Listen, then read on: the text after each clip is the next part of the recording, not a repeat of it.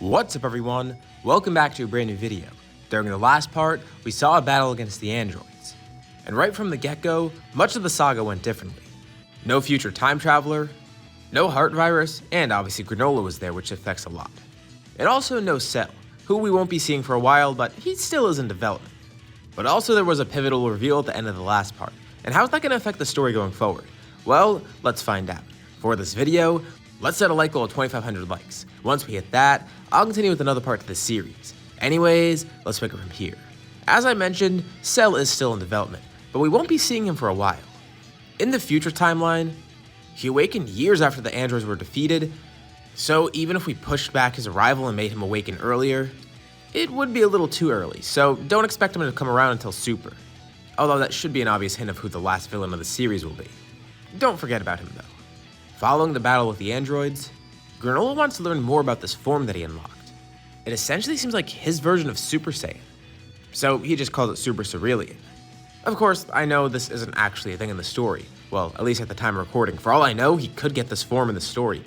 I'm recording this in May, so I don't know, maybe it could happen.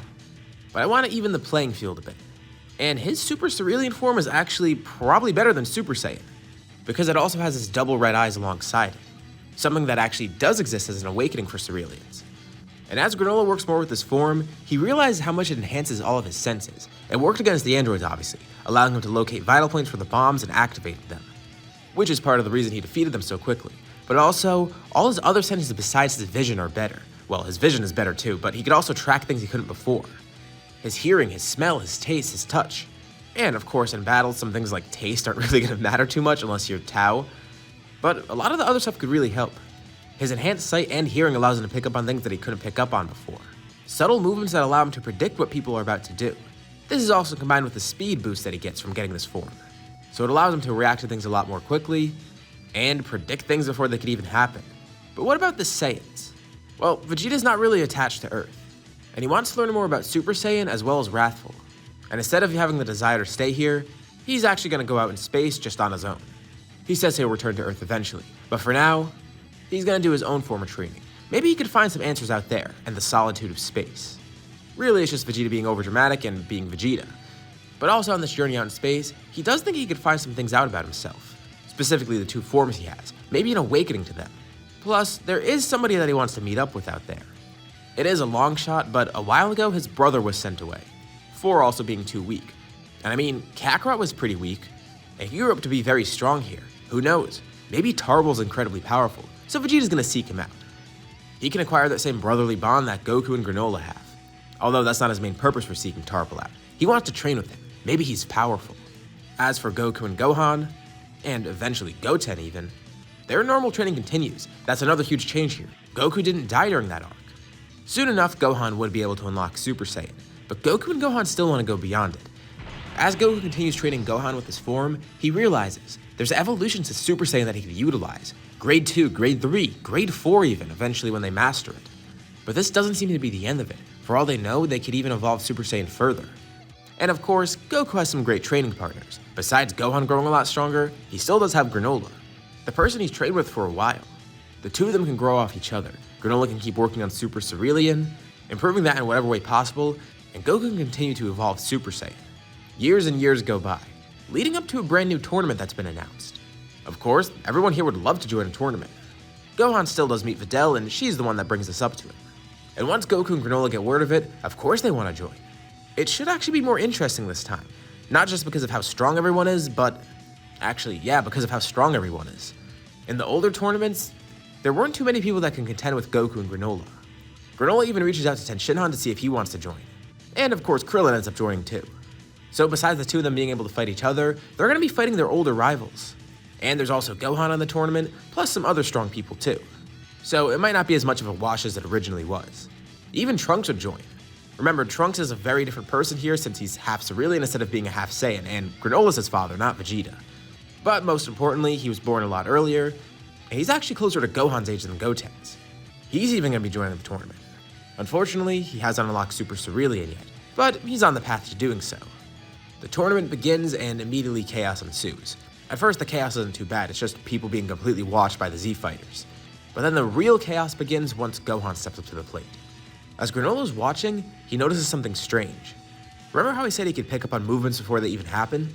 Well, that's occurring here. He hears someone shift their muscles as if they're ready to attack. And using his red eye, he's able to locate it. Actually, he activates both of them, just to make sure he can find out whatever's about to happen. But by the time it occurs, it's already too late. He tries to launch a blast, sniping whoever's about to attack Gohan. And it does hit someone. Spopovich jumps in front of the blast while Yamu attacks Gohan. There's a massive explosion from the attack, and in the aftermath, they see Gohan getting his energy drained. Shin and Kibito's plan worked, and now, Yamu returns back to Babidi's ship as quick as he can. Granola is about to attack him again, same with Goku, but then Shin and Kibito stop them, revealing who they are, what's happening, and why they shouldn't kill him.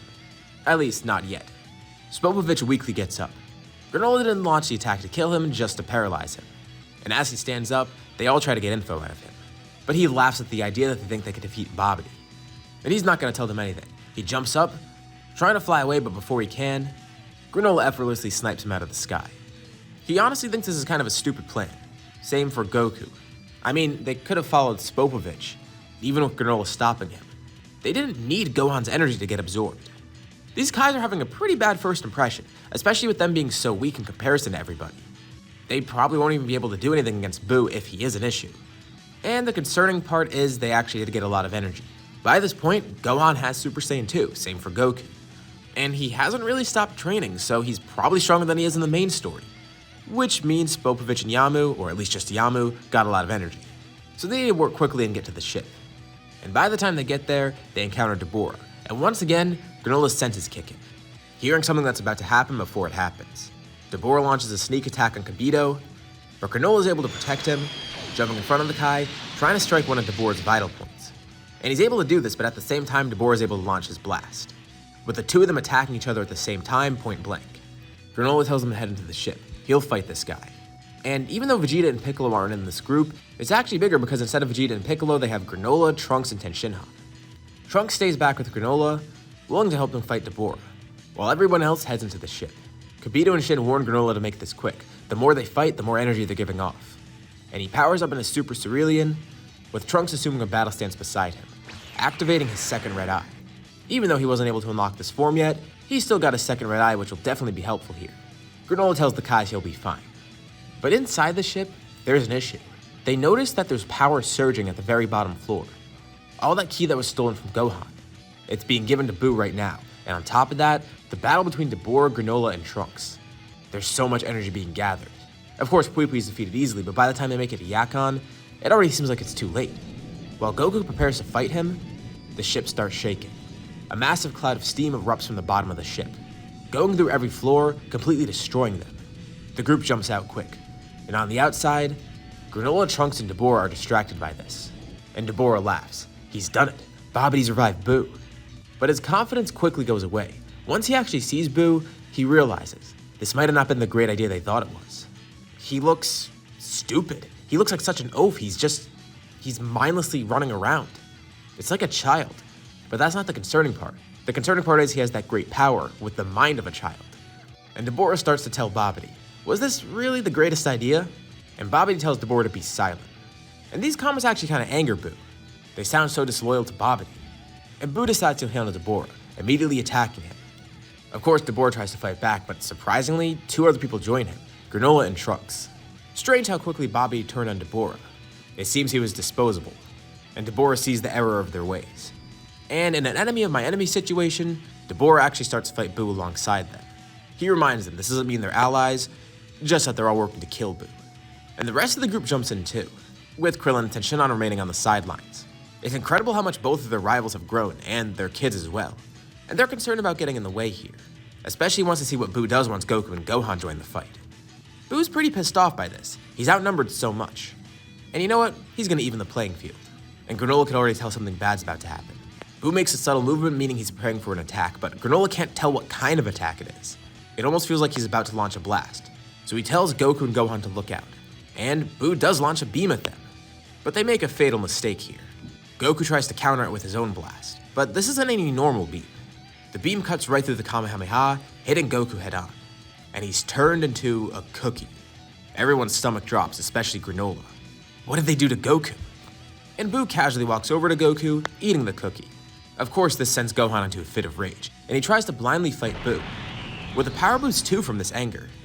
And Buu decides that snack wasn't really good enough, so he turns Gohan into candy as well, eating him, with the rest of the group looking on speechless. And Buu begins morphing, the power that he got from eating these two. These weren't just any normal snacks, these were powerful snacks, and they start to affect him. And instead of Buu eating them and digesting them like normal food, God, that sounds disgusting to say, they start being assimilated within him. Buu undergoes a change.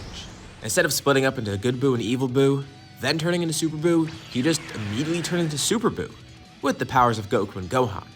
Granolah is equally angered just like Gohan, and he's about to jump in the battle, but Dabura then grabs his arm, dragging him away as well as Trunks. And as they escape, Shin and Kibito teleport in, also holding on to Krillin and Tenshinhan. And they're all teleported back to the tournament. They can't fight Buu as he is now. And Buu also has a different motivation in mind at the moment. With Goku and Gohan in him, plus with all this great power, why does he need to listen to Babidi?